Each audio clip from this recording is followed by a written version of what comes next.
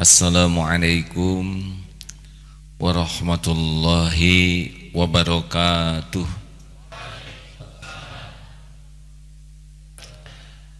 Innal hamdalillah nahmaduhu wa nasta'inuhu wa nastaghfiruh wa na'udzu billahi min shururi anfusina wa min sayyiati a'malina may yahdihillahu fala mudhillalah wa may yudlil fala hadiyalah.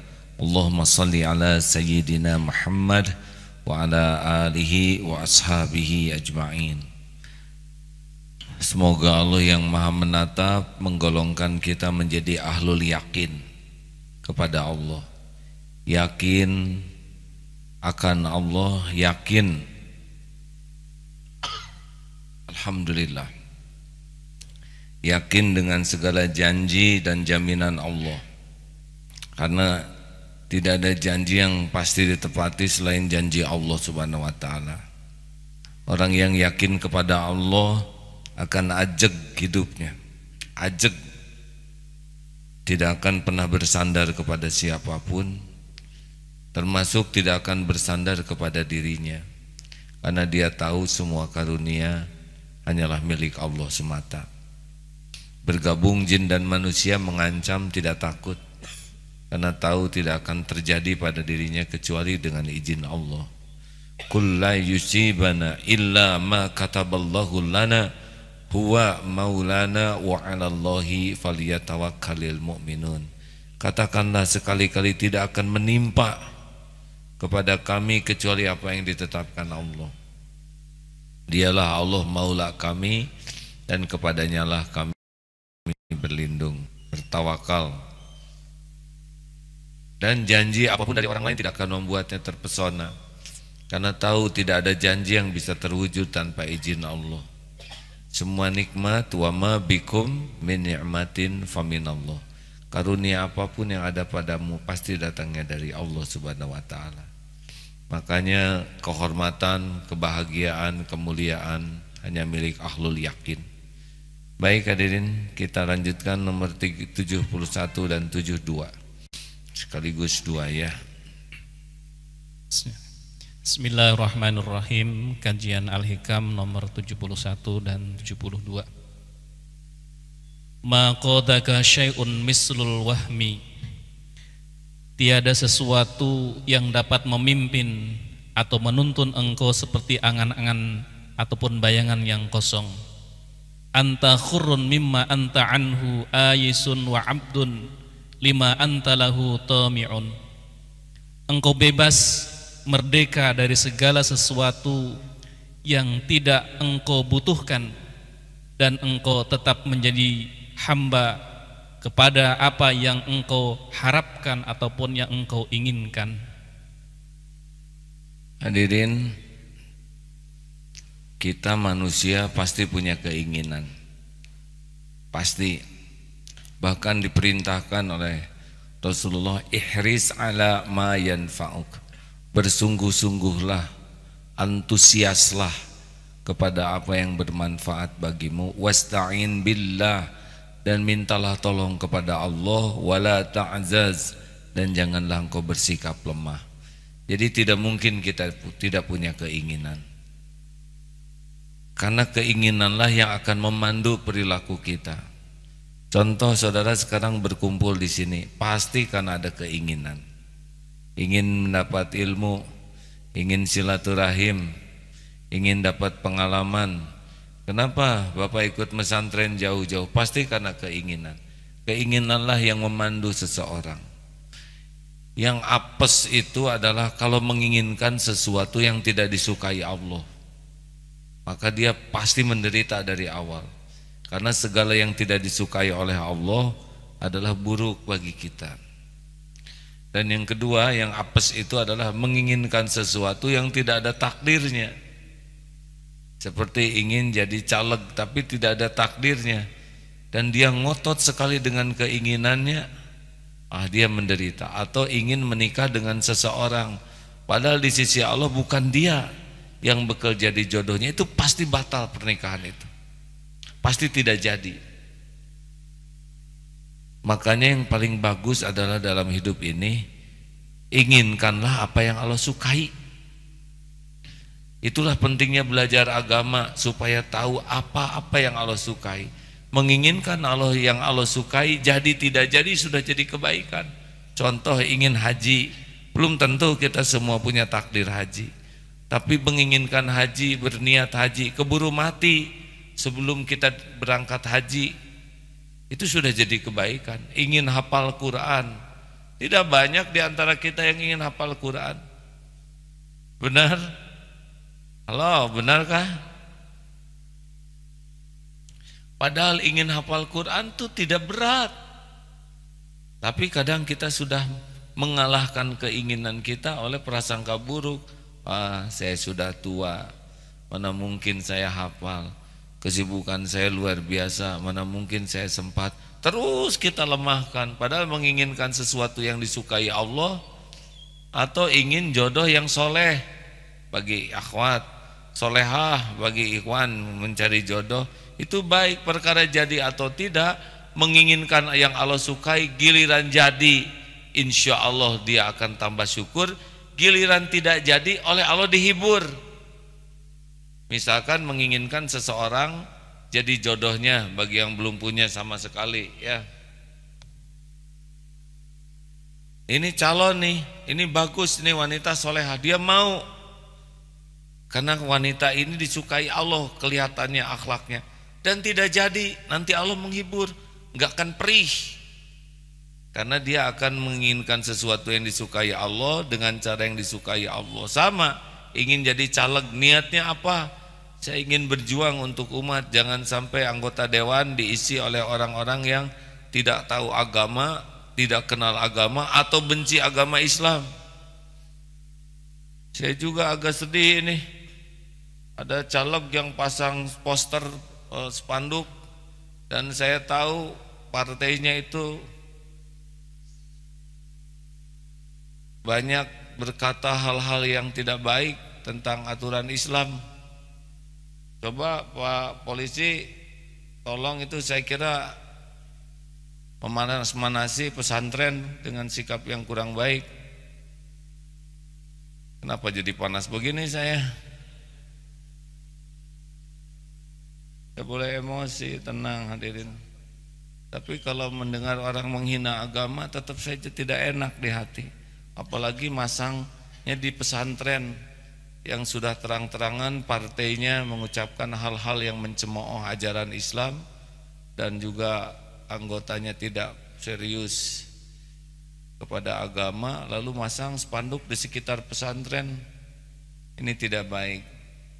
Seperti yang ya membangunkan singa istirahat. Kembali ke bahasan hadirin. Tadi kita ngebahas apa? Di sini singa lagi jadi kucing, tapi kalau diganggu bisa singa kembali. Jadi menginginkan yang Allah sukai. Nah, tapi kita sangat siap bahwa yang penting bagi kita, kalau keinginan dunia, ya, bolehkah kita menginginkan dunia? Boleh, boleh. Tapi jangan ngunci, karena yang kita inginkan belum tentu yang terbaik. A'udzubillahi minasyaitonirrajim. Wa asa an takrahu syai'aw wa huwa khairul lakum wa asa an tuhibbu syai'aw wa huwa syarrul lakum. Boleh jadi engkau tidak menyukai sesuatu padahal baik menurut Allah bagimu, dan boleh jadi engkau menyukai sesuatu padahal buruk menurut Allah. Wallahu ya'lamu wa antum la ta'lamun. Allah Maha tahu, kalian tidak tahu. Makanya jangan sok tahu. Nah, kalau ingin dunia, kita selain kita istiqoroh, kita lihat nih dunia. Misalkan ingin apa dari dunia? Ya ini lagi musim nih, ingin jadi caleg. Mau apa? Leg-legan begitu.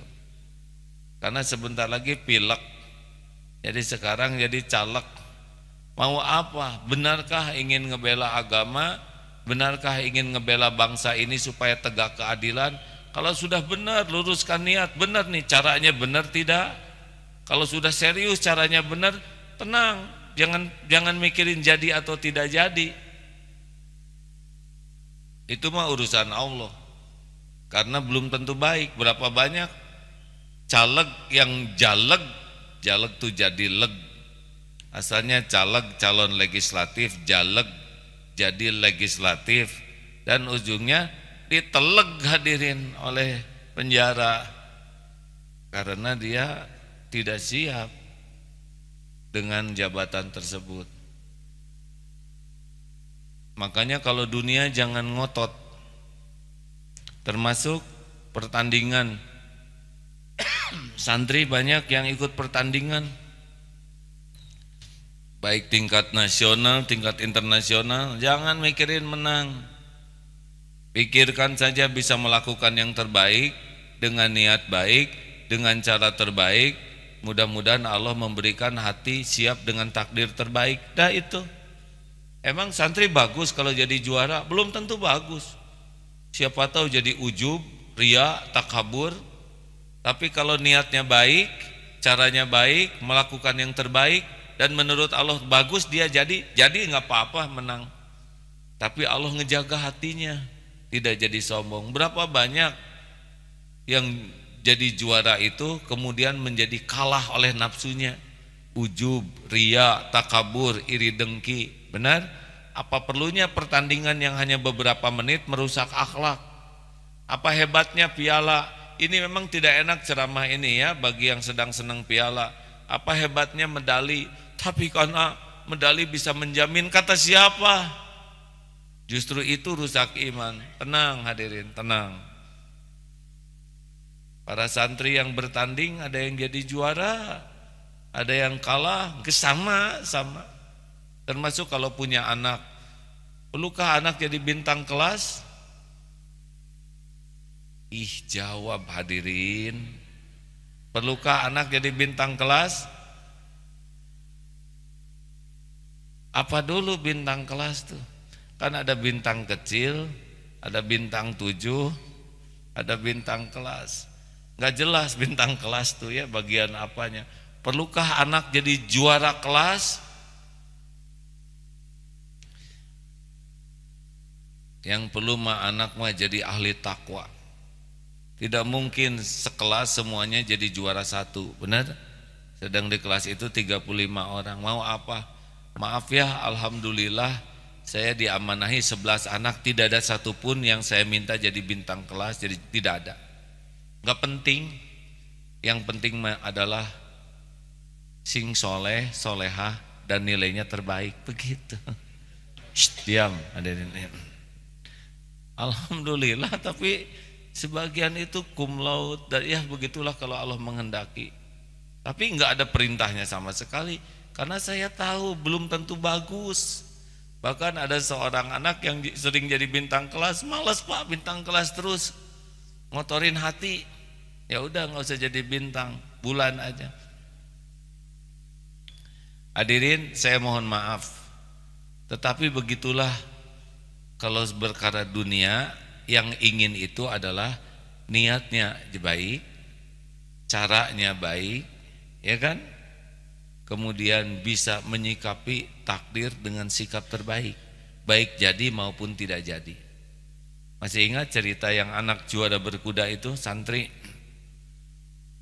doa dulu sebelum berkuda dan menang. Orang-orang nanya, kamu doa apa? Apa sih doanya supaya juara berkuda? Saya tidak doa menang, karena kalau saya doa menang artinya saya mendoakan yang lain kalah. Saya tidak mau doa jelek buat orang, saya doa supaya niat saya betul, cara saya benar, dan bisa menerima takdir Allah dengan sikap terbaik. Artinya mau menang mau kalah kita bisa menyikapinya dengan baik. Itu pemenang betulan, termasuk capres. Apakah boleh kita ingin jadi presiden? Jawab. Siapa yang milih? Istri saudara saja amit-amit kamu jadi capres. Saya yang pertama kali tidak milih, boro-boro ngurus Indonesia, saya aja nggak keurus, kata istri. Mungkin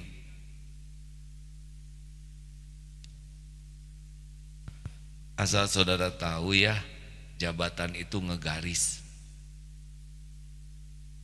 Surat Ali Imran ayat 26. Tafadhol Ustaz.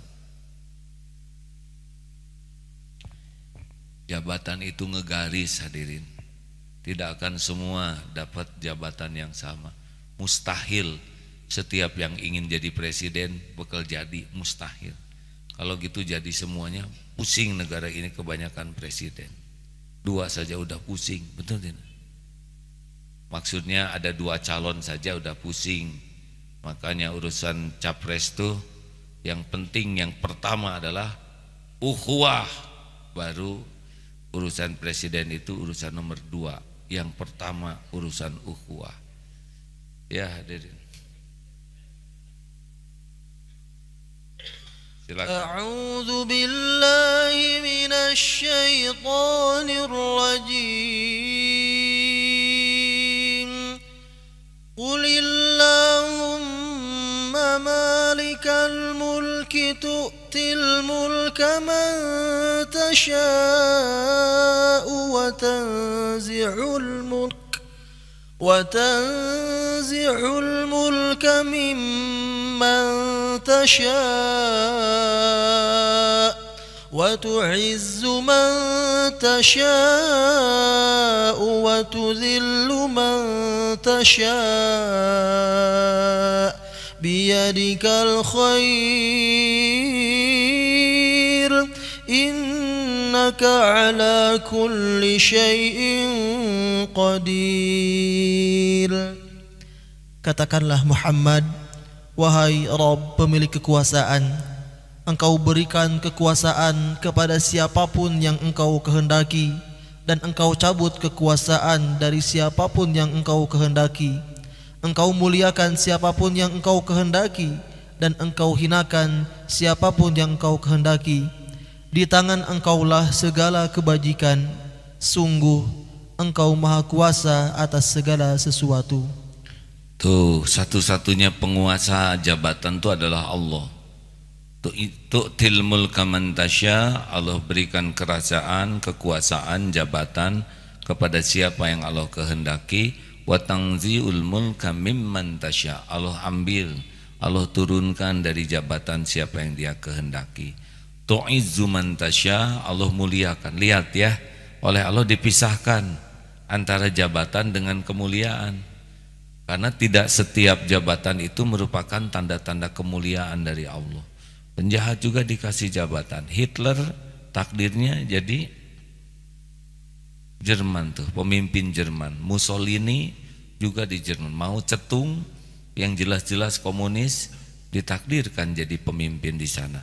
Jadi jangan dulu bangga ketika dikasih pangkat, jabatan, gelar, karena itu belum berarti kemuliaan. Tu'izzu man tasya, kalau dia cara mendapatkan jabatannya dan cara memanfaatkan jabatan benar baru mulia. Tapi kalau caranya tidak benar dan sudah dapat juga ngaco, wa tudhillu man tasya, dihinakan oleh Allah lewat jabatan itu. Berapa banyak yang jadi hina gara-gara jabatannya? Benar? Benarkah hadirin? Makanya, dan setiap orang punya jabatan itu ngegaris. Hadirin, saya mohon maaf sekali ya, kalau menceritakan pribadi, saya mohon maaf. Saya Abdullah Gimnastiar tidak pernah terpikir sebelumnya akan punya takdir seperti ini. Dianggap orang sebagai kiai, dianggap sebagai ulama. Enggak. Tapi kalau saya tafakuri, ini ngegaris hadirin. Dari kecil walaupun badan saya pas-pasan tingginya, tapi dari kecil jadi KM. Jadi memang sudah ngegaris ini. Jadi KM. Kenapa? Tidak semua orang jadi KM. Baik jadi ketua murid sekelas kan mustahil, benar? Sudah itu dari kecil jadi pedagang. Dari TK sudah mulai jualan jambu tetangga. Jadi wirausaha itu diizinkan hadirin. Tetangga panen jambu, saya bagian dagang. Dari kecil sudah biasa dagang. Jadi jangan heran kalau pesantren ini banyak peluang wirausahanya. Bapak saya tidak milih bapak saya dan ibu saya, itu takdir Allah. Seorang prajurit Jadi dari kecil dididik, dilatih untuk disiplin, BRTT, bersih, rapi, tertib, teratur. Itu ngegaris, itu didikan orang tua saya. Nggak milih saya punya orang tua seorang prajurit. Sebelum jadi prajurit, bapak saya juga seorang yang senang senam, mataknya gimnastik. Maka sampai sekarang senang olahraga. Itu nggak milih saya nama itu. Jadi ngegaris. Nah dari kecil bawel. Sampai kata ibu saya tuh di toilet juga ngaji. Setiap kali gog di WC, qul huwallahu, pasti lagi di toilet, begitu.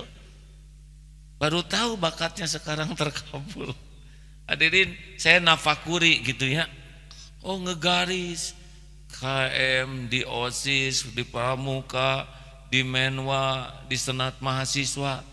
Jadi kapan dibukanya ke agama? Usia 24 sesudah selesai kuliah. Kenapa di sini pesantrennya banyak pakai teknologi? Dan kuliahnya elektro.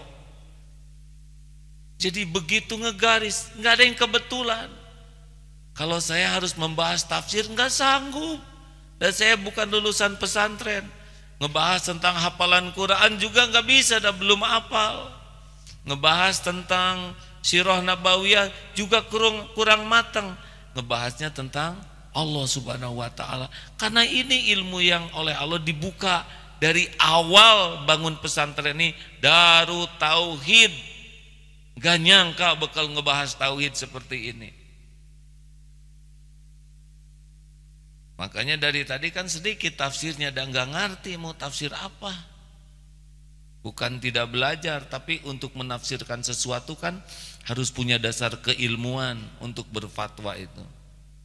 Dan ilmu yang dipelajari itu ilmu membersihkan hati, riyadhah. Nah ini kaplingnya. Tapi alhamdulillah dengan kapling ini tidak sedikit yang oleh Allah jadi jalan.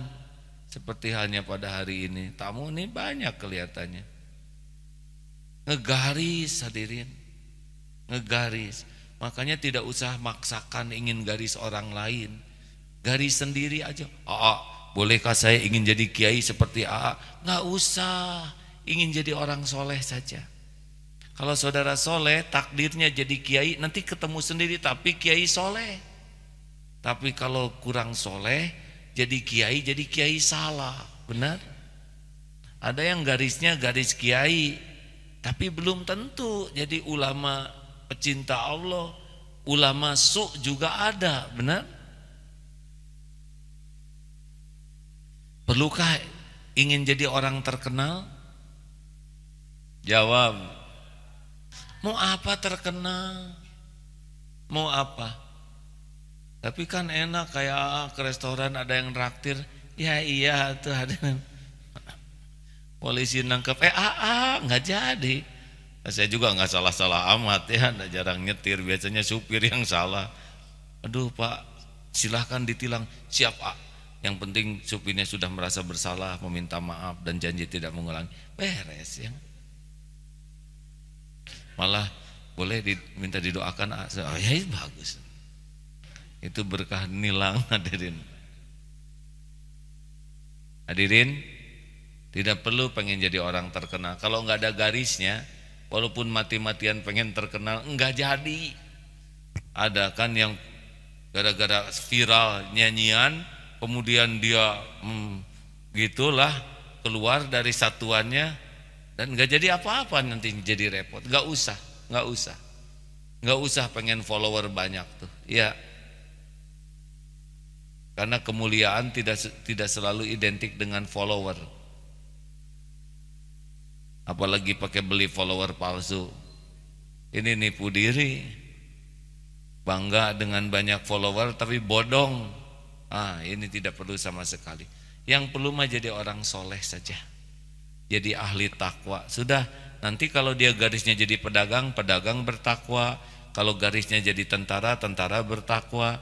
Kalau garisnya dia jadi seorang pejabat, pejabat bertakwa. Udah pasti ada yang garisnya pejabat, ya. Gak mungkin negara sebesar ini tidak ada pejabatnya. Makanya dari awal inginkanlah jadi muttaqin, ahli takwa. Perlukah ingin jadi orang kaya? Mau apa? Hidup bahagia itu bukan karena kekayaan lahiriah, tapi karena kekayaan batin. Kalau masalah harta mah nggak perlu kaya, yang penting tiap perlu. Bukan ada cukup, Den. Ada juga nggak cukup mah depresi ya. Perlu 2 juta, ada 2.000, ngaplek. Yang penting mah cukup hidup ini. Perlu untuk makan, cukup. Perlu untuk anak-anak sekolah, perlu untuk beli rumah, beli kendaraan baru, beli HP terbaru, buat menikah, buat ke Mekah. Tuh, yang penting hidup mah cukup, bukan ada, bukan banyak. Sekarang banyak, tapi nggak cukup, tetap sengsara. Ibu selop banyak, tapi nggak ada yang cukup, mau apa? Ayo, Ikhwan, Kopea punya banyak, 2 losin, nggak ada yang cukup. Semuanya nomor 2, kepala nomor 6, kan congcot namanya. Ayo riadoh sekarang, latihannya adalah membaca keinginan kita. Sebaiknya kalau ingin digeser ke perlu. Karena kalau ingin itu nafsu cenderungnya. Ingin HP baru tuh enggak lama. Paling setahun, yang lama tuh cicilannya. Benar? 4 tahun kita udah keburu enek, masanya udah habis. Saya pengen punya mobil baru, sekarang ada taksi yang lebih mudah, murah. Punya mobil sendiri, apakah perlu atau tidak? Kalau makainya cuma sewaktu-waktu, mendingan naik taksi. Mau apa gaya-gaya punya mobil, tempat parkir tidak ada. Sekali parkir di pinggir jalan dikutuk tiap orang yang lewat. Udah gitu belum lagi perawatannya. Mobil kegores ngambek dan tidak tahu siapa yang ngegoresnya.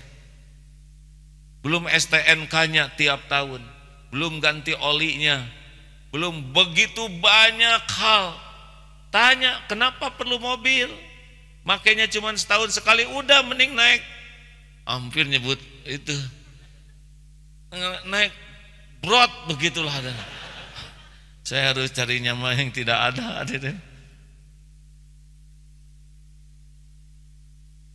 Pengen punya motor, mau apa?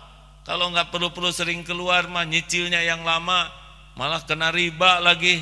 Udah sekali-kali, cuman sekali-kali mah naik jag, naik brot dan jag. Alah, karena sudah menjadi bahasa sehari-hari, jadi suka ngunci di mulut itu ya. Nah, nikah, duh pengen nikah, tunggu dulu. Perlu atau tidak? Perlu atau mau yang mana? Saya tuh ingin yang soleha, pinter, cakep, baik. Tapi kan masalahnya bukan kita yang mau, dia mau nggak sama saudara, ya kan? Halo? Sekarang saudara mati-matian mau sama dia, sedang dia mau muntah. Nah, kalau perlu, sudah tahu belum yang wajib nikah apa syaratnya? Tuh, ini menikah mau nggak tahu. 1, balik. 2, berkemampuan. 3, ingin, sekarang udah pengen nikah, mampu, banyak uang, tapi kelas 0 besar, belum balik, belum wajib. Geser ke perlu. Ini kesabaran. Mau beli sepatu, perlu tidak? Perlu tidak? Mau beli motor, perlu tidak? Karena kalau ingin, besok lusa nggak kepake. Ya ada ibu-ibu yang pengen sekali tas. Itu mah tiap sholatnya langsung kebayang Allah, wah, aduh eta model. Pas ruku tapi harganya sami Allah, tapi kan bisa dicicil. Allahu Akbar, tapi dari mana uang mukanya? Allahu Akbar, enggak, yang ada aja dijual jadi setengah harga lumayan. Allah, sisanya dari mana? Minta aja ke suami dibaikin. Allahu Akbar, tapi suami saya lagi susah. Terus Ketika assalamualaikum teh bercahaya karena sudah selesai perencanaannya. Saya ngaku pernah suatu saat ingin kamera, sedang haji nih Pak. Gara-garanya ada yang motret. Zaman dulu haji. Tuh masih udah mulai pakai remote. Ini kamera canggih. Hasilnya lebih daripada keadaan sebenarnya. Penting. Buat apa saya kamera? Penting. Pesantren itu harus didokumentasikan. Akan jadi sejarah. Dasar udah ingin dicari alasan supaya bisa beli. Nah masalahnya tokonya itu jalannya belok, masjid harusnya lurus, ini belok ke situ. Jadi jauh saya mau ke masjid karena lihat toko itu kamera itu. Yang lebih mengerikan kamera itu tinggal satu, jadi takut dibeli orang. Waduh itu nelangsanya hadirin. Pulang pergi jadi jauh ke masjid, tiap lihat jadi tegang takut dibeli orang. Akhirnya putuskanlah beli itu kamera. Nyiksa hadirin, mulai pengen segala dipotret. Masuk ke masjid tidak boleh karena bawa kamera. Kepaksa sholatnya di luar masjid. Hasil potretan gak ada wajah sayanya karena saya bagian motret. Disimpan di asrama, takut hilang.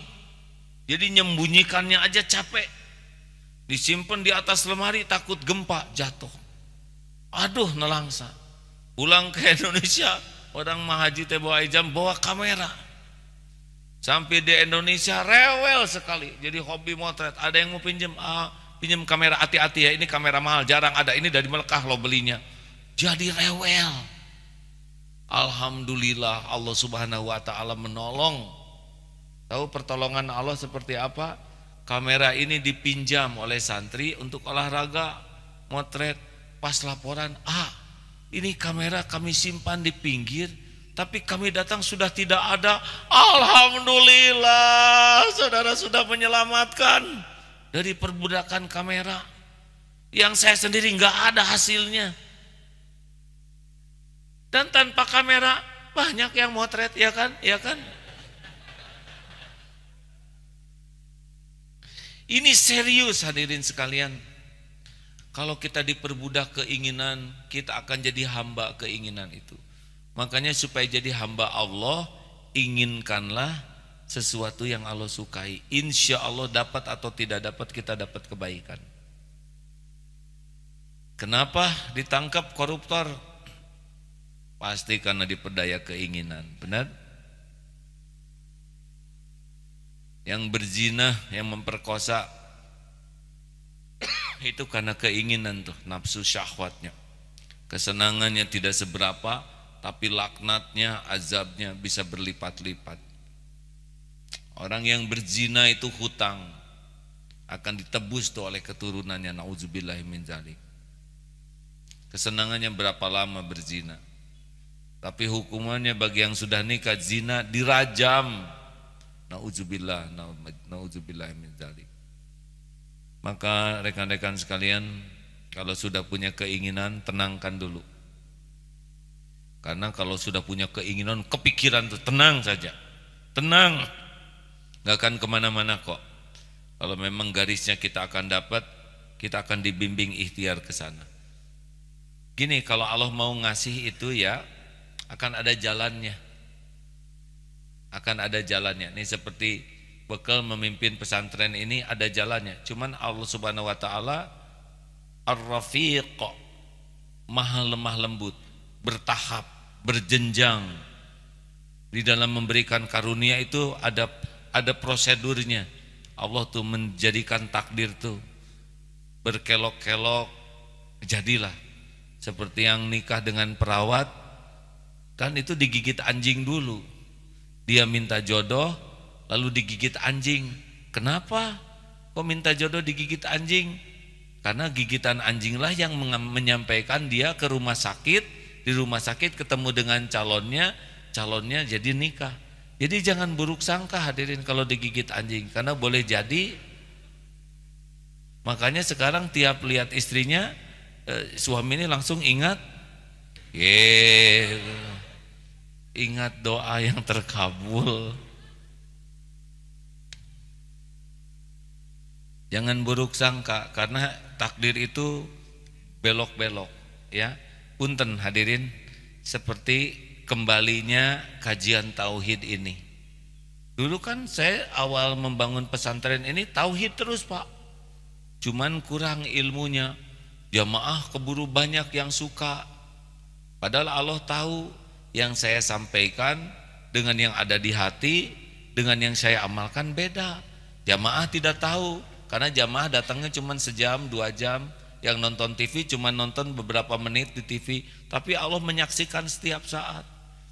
Untuk mengembalikan ketauhidan ini, syariatnya kasih jodoh, jelebet, heboh, agim nikah lagi. Biasa aja Bu, biasa aja, ini sudah 12 tahun yang lalu. Jangan, harusnya cool dengar ini tuh. Nikah itu kan sudah ngegaris hadirin. Masa daun jatuh aja ada catatannya di Lauh Mahfud, jodoh nggak ada catatannya, yang bener aja ya. Saya nanya ke mbah, ke guru saya, kenapa jodoh saya yang ini? Karena ini sudah terlatih menghadapi kepahitan, sudah terbiasa hidup getir. Kenapa cakep? Supaya tidak terganggu oleh para santri. Benar. Oh, berat hadirin jadi kiai, santri muda terus ya kan. Tapi oleh Allah diatur sedemikian rupa. Yang ini bagian ilmu, yang ini tentang ilmu kehidupan. Cebet, dihina, dicaci, harta diambil oleh Allah, dipermalukan, ternyata itu sebuah SOP untuk melepaskan dari alihah Tuhan-Tuhan yang selama ini melekat. Berapa tahun hadirin? 7 tahun perlunya. Sampai sekarang saya belum selesai ini mujahadah. 12 tahun untuk melepas penyakit-penyakit itu. Jadi Allah tuh membuat tahapan-tahapan, dihina, dicaci, dipermalukan, harta habis dan sebagainya, supaya tidak ada lagi sandaran di hati. Sekarang dihina udah nggak mempan, udah nyobain penghinaan yang paling pedes. Diiming-imingin dunia, nggak tertarik, udah punya lagi sekarang ya. Diiming-iming jabatan, udah nggak berkesan. Saya bantu supaya populer lagi. Mau apa populer lagi? Saya udah nyobain populer ya. Sekarang juga masih kan, masih kan. Udah nggak ada rasa. Tapi lihat perjalanannya hadirin, pakai pahit begitu. Nah ini gak boleh dimaknai jelek nih kepahitan ini. Nah biasanya kalau tidak sabar, kita memaknai kepahitan ini sebagai suatu penderitaan. Padahal ini sebuah karunia, melepaskan dari alihah Tuhan-Tuhan yang selama ini bersemayam. Kesimpulan, jangan diperbudak keinginan. Kalau menginginkan sesuatu, tanya sampai ke tingkat perlukah saya? Kalau dunia ya, kalau memang perlu, tetap jangan ngotot kepada dunianya, tapi ngotot apa yang terbaik menurut Allah. Karena tidak penting yang terbaik menurut kita, tapi yang terpenting adalah yang terbaik menurut Allah Subhanahu wa ta'ala. Dan jangan risau hadirin, tidak akan kemana-mana.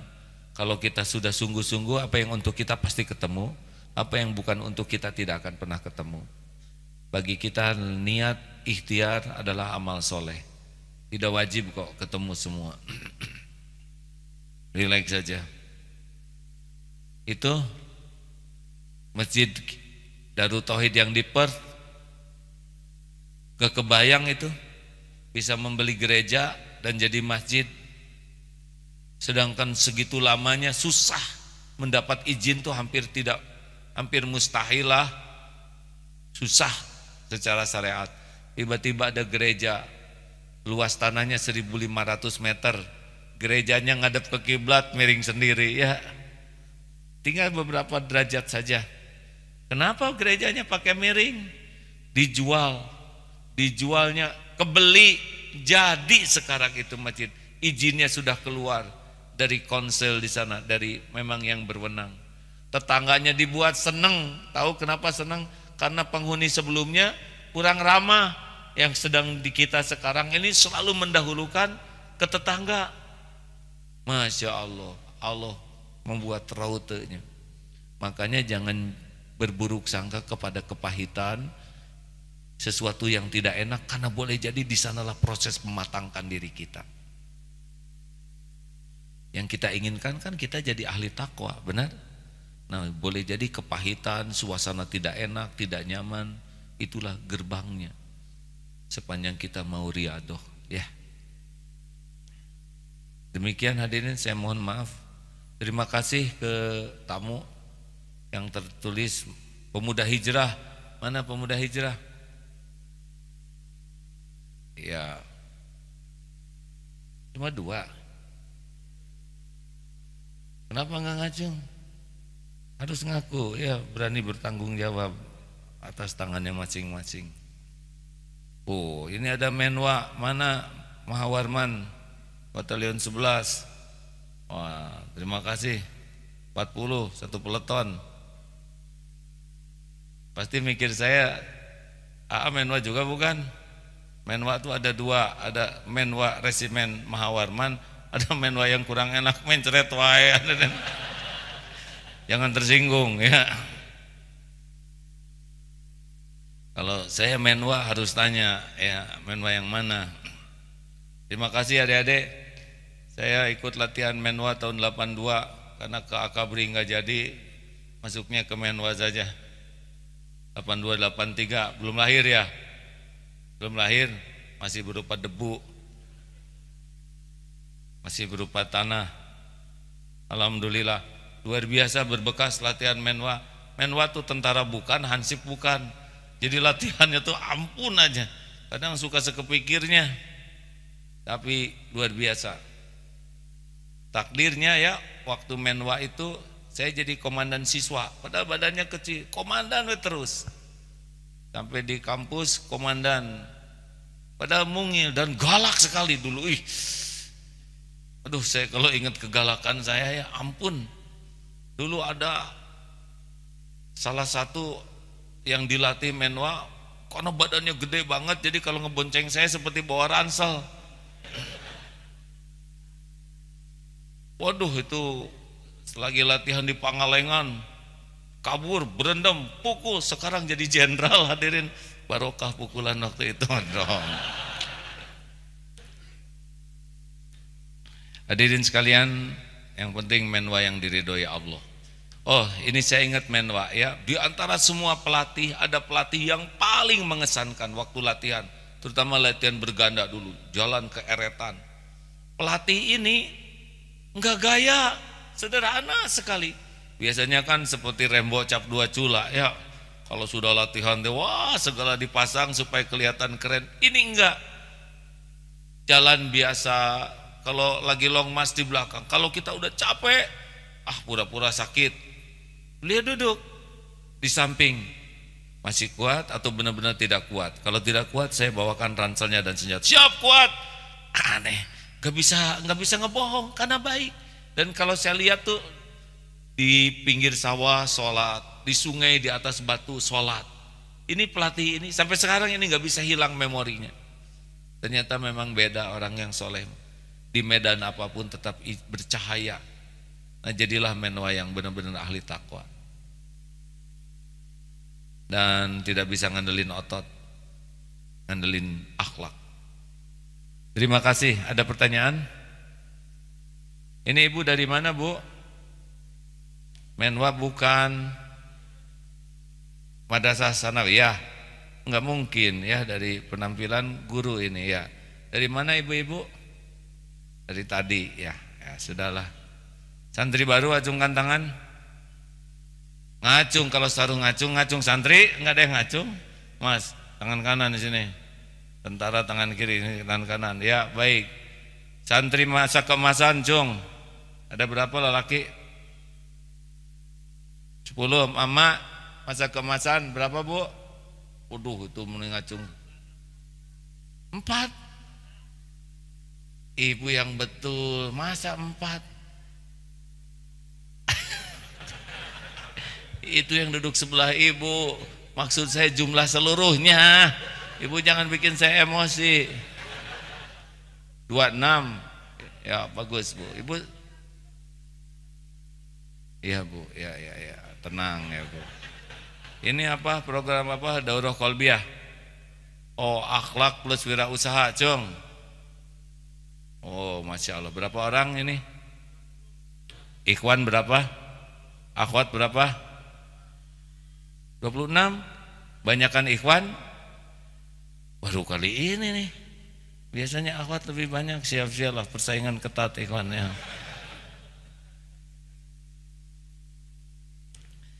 Biasanya ada satu lagi program daurah qalbiyah. Ada daurah qalbiyah? Oh, pekan depan masuk ya. Ini kalau masa keemasan 40 hari, APW berapa? 100 hari. Kalau daurah qalbiyah 30 hari. Programnya begitu. Tapi sama semuanya jebolan pesantren ya. Ada juga yang pelatihan hanya 3 hari, sama. Ini gini kakek lulusan pesantren, jangan sebutin 3 harinya ya. Ada pertanyaan silakan. Semua yang terjerumus dan hancur pasti karena diperbudak keinginan. Keinginan yang tidak diridhoi Allah Subhanahu wa taala. Ada ayatnya, Ustaz? Surat Asy-Syura ayat 20. Surat Asy-Syura surat ke-42 ayat 20. A'udzu billahi minasy syaithanir rajim. Man kana yuridu harthal akhirati nazid lahu fi harthihi wa man kana yuridu harthad dunya nu'tihi minha وَمَا لَهُ فِي الْآخِرَةِ مِنْ نَصِيبٍ. Barang siapa yang menghendaki keuntungan di akhirat, akan kami tambahkan keuntungan itu baginya. Dan barang siapa yang menghendaki keuntungan di dunia, kami berikan kepadanya sebagian dari keuntungan dunia, tapi dia tidak akan mendapatkan bagian di akhirat. Nauzubillahi min dzalik. Padahal yang kekal itu adalah akhirat. Itu koruptor-koruptor itu nggak dapat apa-apa tuh. Dia korupsi sekian miliar, apa dia lihat uangnya? Jawab. Apa dia pegang uangnya? Apa dia pakai? Tidak. Karena udah tua mah udah sedikit rezekinya. Baju ya segitu, makan makin sedikit. Kalau punya villa apa dinikmati? Belum tentu. Yang menikmati villa itu adalah bibi dengan mamang yang jaga. Kenapa bibi dan mamang selalu romantis? Karena tidak ada beban gaji, dicukupi.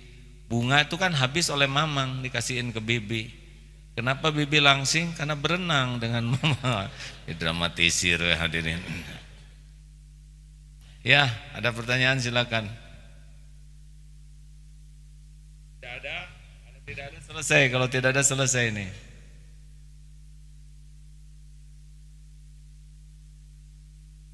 Kesimpulannya, hati-hati dengan keinginan dan jangan diperbudak oleh keinginan. Ya, silakan. Assalamualaikum warahmatullahi wabarakatuh. Perkenalkan, saya Muhammad Iqbal Zafarullah dari manajemen Jet. Jet ini adalah sebuah perusahaan rider sharing. Insyaallah kami sedang membangun kerjasama dengan DT Peduli. Mohon doanya bagi AA dan rekan-rekan jamaah sekalian. Insyaallah ini sebuah keinginan, tapi mudah-mudahan keinginan yang diridhoi Allah Subhanahu wa taala. Kami membagi 10% dari keuntungan kami untuk dibagi bersama Darut Tauhid Peduli untuk kegiatan amal dan semua kegiatan yang insyaallah diridhoi Allah Subhanahu wa taala. Nah, kegiatan aplikasi Jet ini rider sharing seperti kegiatan aplikasi online. Mudah-mudahan kami sudah menyiapkan konten-konten keagamaan, konten keislaman di dalamnya. Insyaallah ada beberapa yang kami kerjasamakan dengan DT Peduli. Tadi alhamdulillah sudah disambut baik oleh AA Gazih dan Ustadz Hendra. Kami mohon doa pada AA, mudah-mudahan dapat berjalan dengan baik dan semoga menjadi manfaat untuk semua. Terima kasih. Assalamualaikum warahmatullahi wabarakatuh. Waalaikumsalam warahmatullahi wabarakatuh. Niat baik, poin pertama. Poin kedua, caranya harus baik. Itu ketika mendapatkan, berusaha mendapatkan. Sesudah dapat ada lagi. Ciri profesional muslim itu dua, ketika mendapatkannya niat dan caranya baik, sesudah dapat juga didistribusikan dengan baik.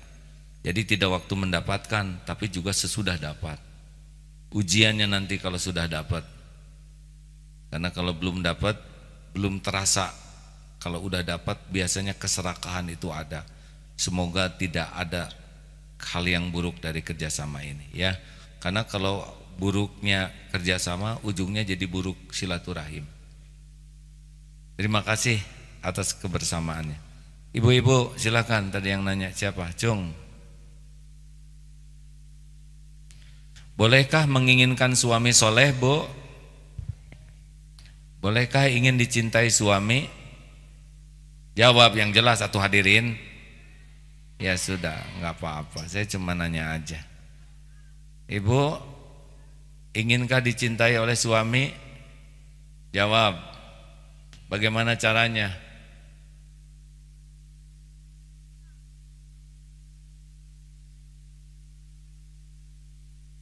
Ibu ngomong apa? Salah satu syarat bicara itu terdengar ya. Sabar Bu, di atas nggak ada mikrofon. Sama sebelahnya aja bicaranya ya. Maaf ya Bu. Dimaafkan tidak? Harus dimaafkan loh Bu ya. Silakan. Tidak ada? Terima kasih kalau gitu. Sekali lagi kesimpulan, seseorang akan diperbudak oleh keinginannya. Inginkanlah apa yang disukai Allah. Tahu apa yang paling disukai Allah? Qalbun salim. Inginkanlah memiliki hati yang bersih. Memiliki hati yang bersih tidak mungkin langsung. Selain dengan doa, harus dengan riadoh yang benar-benar karena ilmu. Mana yang baik? Kita berbuat baik diterima kasih atau tidak? Kalau ingin menjadi lebih berkualitas hati kita, jawab tidak diterima kasih. Kita bisa berlatih. Mana yang bagus untuk meningkatkan kualitas keikhlasan? Kalau kita berbuat baik, kebaikan kita dihargai atau tidak? Kalau tidak dihargai, meningkat latihan. Nah, harusnya kalau orang yang punya cita-cita qalbun salim, suasana tidak enak itu bagian penting dari peningkatan kualitas kita. Jadi kita lebih memerlukan suasana yang gak enak sebetulnya. Itulah sebabnya santri-santri di sini diupayakan suasananya tuh terus menempa. Bahkan asrama yang terbaru yang akan kami bangun, kalau bisa dia goyang asramanya. Karena terbukti kalau gempa tuh banyak zikirnya, hadirin. Saya tidak boleh bohong, tidak hadirin, tidak begitu. Karena kan astagfirullah ya Allah gitu. Jadi ada kadang-kadang si bangunan tuh harus digoyang supaya sadar, ya kan? Naik pesawat juga, kalau pesawatnya tenang, jarang ingat Allah. Nonton TV we hantem. Tapi kalau Allahu Akbar, ya Allah, ya Allah. Ada istri yang berpegang kepada suaminya tapi marah karena suaminya berpegang kepada pramugari.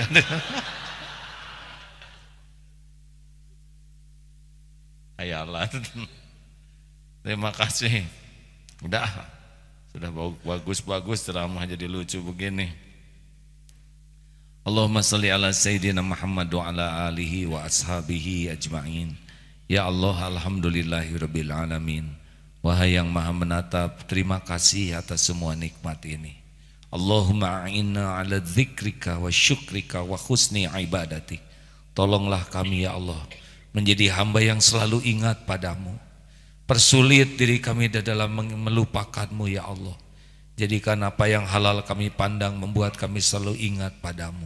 Putuskan harapan kami dari siapapun selain hanya berharap darimu ya Allah. Cabut rasa takut dan gentar kami dari siapapun selain takut jauh darimu, takut terhijab darimu, takut tidak bisa pulang berjumpa denganmu. Ya Allah, Jadikan semua pintu tertutup selain pintu menuju-Mu. Jadikan setiap langkah ini terayun hanya langkah menuju keridhaan-Mu. Jadikan setiap keringat ini menetes hanya tetesan di jalan-Mu. Jadikan apapun yang kami lakukan hanya karena Engkau ya Allah. Hanya di jalan-Mu, hanya untuk-Mu ya Allah, hanya bersama-Mu. Jangan biarkan hati ini berpaling dari-Mu. Jangan biarkan ada yang mencuri hati ini dari-Mu. Izinkan umur yang tersisa ini seluruhnya hanya untuk-Mu ya Allah. Agar kami bisa pulang kepadamu. Ingin bisa bertemu denganmu ya Allah. Ingin bisa menatapmu wahai Allah. Hujamkan di hati ini cinta yang selalu membara padamu. Hujamkan di hati ini kerinduan selalu menggebu. Rindu ingin bisa berjumpa denganmu ya Allah. Walaupun kami tidak bisa melihatmu di dunia ini, tampakkanlah kebesaran-kebesaranmu yang membuat kami hakul yakin padamu. Allahumma inna nas'aluka imanan kamilan wa yaqinan sadiqan wa qalban khashian wa lisanan dhakiran wa taubatan nasuhan wa taubatan qablal maut wa rahmatan indal maut wa maghfiratan ba'dal maut. Allahumma hawin alaina fi sakaratil maut. Allahumma inna nas'aluka husnal khatimah wa na'udzubika min su'il khatimah. Allahumma ighfir lil mu'minina wal mu'minat wal muslimina wal muslimat al ahya'i minhum wal amwat. Rabbana atina fid dunya hasanah wa fil akhirati hasanah wa qina adzaban nar. Subhana rabbika rabbil izzati amma yasifun wassalamun alal mursalin walhamdulillahi rabbil alamin.